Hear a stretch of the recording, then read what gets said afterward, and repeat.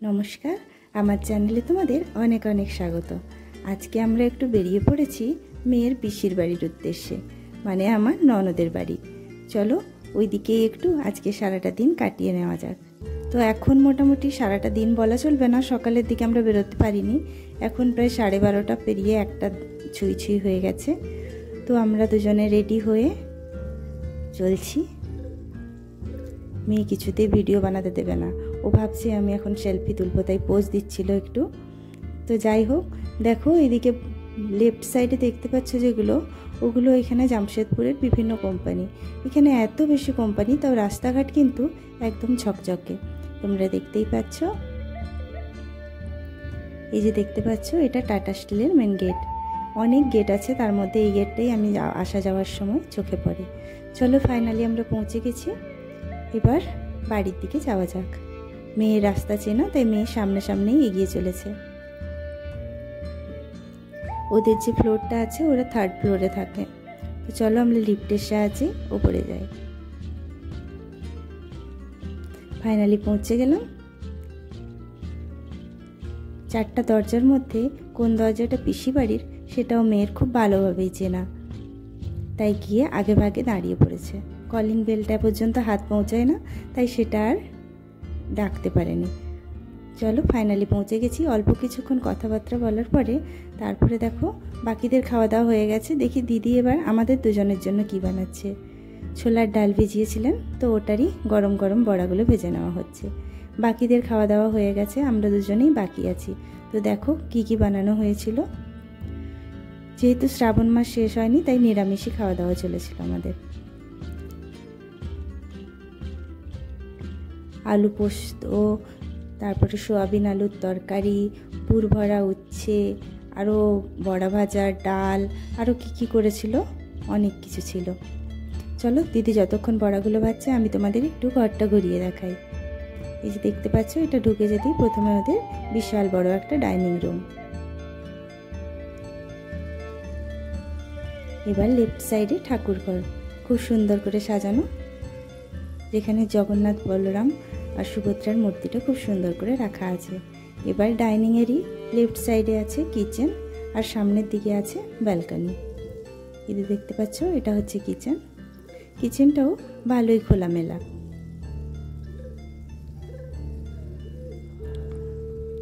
এটা কিন্তু আমি কোনো রকম হোম ট্যুর করছি না, জাস্ট তোমাদের একটু দেখিয়ে দিচ্ছি, তাই অগোছালো জিনিসগুলোকে ইগনোর করো। এই যে দেখতে পাচ্ছ, এটা একটা ব্যালকনি। ব্যালকনি থেকে বাইরেটা কি সুন্দর লাগছে না?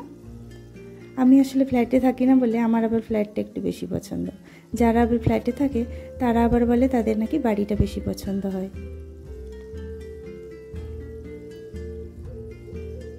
চলো এবার রুমগুলো ঘুরিয়ে দেখাই।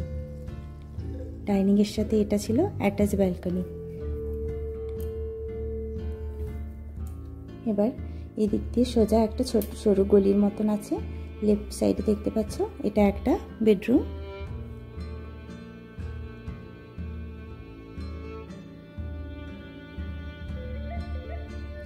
এখানে বেশ সুন্দর একটা টেবিল রাখা আছে, যার মধ্যে ওই ভাগ্নের কিছু জিনিসপত্র রাখা আছে। এদিকে একটা বাথরুম। এখানে একটা রুম আছে, বেডরুম মানে ওটা ওই ভাগনা বাবুর পড়ার ঘর বলতে পারো। ওর বই খাতা সব থাকে ওখানে। এই যে দেখতে পাচ্ছ পড়ার টেবিল। এটা আরেকটা বেডরুম। এই বেডরুমটার সাথে অ্যাটাচ ব্যালকনি এবং অ্যাটাচ বাথরুম আছে। এটা হচ্ছে বাথরুম, আর এইদিকে হচ্ছে ব্যালকনি। চলো সেটাও আমরা তোমাকে দেখাই। এখানে দেখো কি সুন্দর অ্যালোভেরা, তারপরে মানি প্ল্যান্ট কি সুন্দরভাবে লাগিয়েছে। ভীষণ সুন্দর দেখতে লাগে ছোট ব্যালকনিতে এরকম সবুজ। এই ব্যালকনিটার থেকে ট্রেন লাইন খুব সুন্দর দেখা যায়।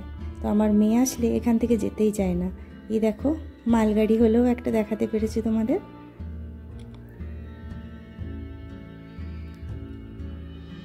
এবার সন্ধেবেলা মেয়ে দেখো দুধের ক্যান হাতে নিয়ে চলছে পিসির সঙ্গে দুধ আনতে। তো ওর পিসি চলে গেলেন দুধ আনতে, আমরা চলো একটু পার্কের দিকে ঘুরে আসি। কিন্তু যেহেতু বৃষ্টি পড়েছে, জানি না পার্ক কতটা বেড়াতে পারবো, তবু চলো, মেয়ে বলেছে ওখানে স্লাইড আছে, দোলনা আছে, তো একটুও দুলবে। বাহ, পিসিমণির কাজ হালকা করার জন্য ব্যাগটাও ভালোভাবে ধরে নিয়েছে দেখো। চলো পার্কের দিকে যাওয়া যাক। ওদের সোসাইটিটাও খুব সুন্দর, আমার তো খুব পছন্দ হয়।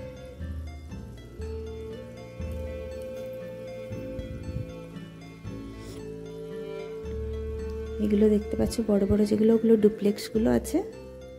তো চলো ফাইনালি আমরা পার্কে পৌঁছে গেছি। এখানে বিশাল বড় একটা ফিল্ডও আছে, এখানে সব বাচ্চারা ফুটবলও খেলতে থাকে। বসার জায়গা বানানো আছে। আর সামনে যেটা দেখতে পাচ্ছ ওটা হচ্ছে কমিউনিটি হল। চলো সোজা আমরা পার্কের দিকে, এটা দেখো এটা হচ্ছে কমিউনিটি হল।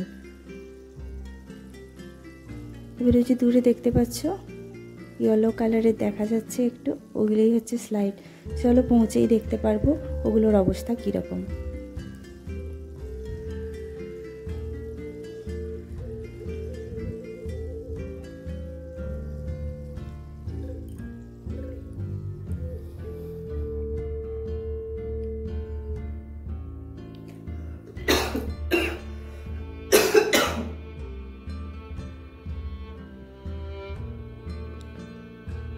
মেয়ে তো উঠে গেল, কিন্তু আমার মনে হচ্ছে এটা হালকা একটু ভেজাই আছে, পারবে না মনে হয় স্লাইড করতে।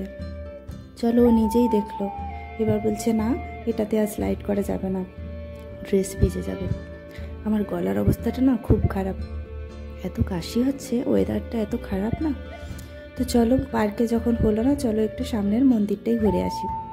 মন্দিরটা ওদের সোসাইটির মধ্যেই আছে। তো এটা হনুমানজির একটা মূর্তি রাখা আছে। মেয়েকে জুতো খুলে গেল প্রণাম করতে।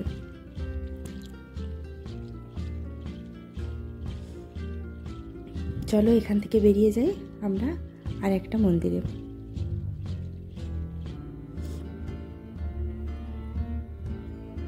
বেশ স্পেস আছে এখানে দেখো। চলো এভাবে ঠাকুরের দর্শন করে আজকের ব্লগটা আমি এখানেই শেষ করি। গলার অবস্থা একদমই ভালো নয়। চলো টাটা।